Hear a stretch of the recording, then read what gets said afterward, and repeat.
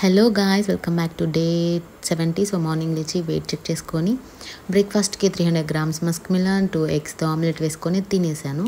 So లంచ్కి ఏం చేద్దామా అని ఆలోచిస్తుంటే ఫ్రిడ్జ్లో చిక్కుడుకాయలు కనిపించాయి. సో 150 గ్రామ్స్ చిక్కుడుకాయలు, 200 గ్రామ్స్ చికెన్ని కర్రీ చేసేసాను అనమాట. సో అదే నా లంచ్.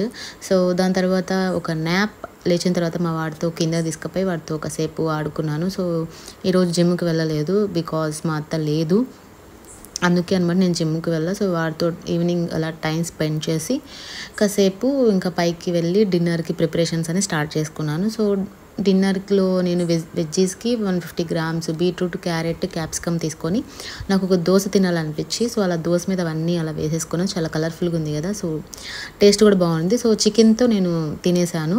సో నైట్ 12:30 అయితేనే మా వాడు ఇంకా పడుకోలేదు. సో వాడు ఎంతసేపు అయినా ఆడుతుంటాడు కానీ పనుకోడు. సో వాడితో అలా ఉండి పనుకున్నాను. So that's it my day.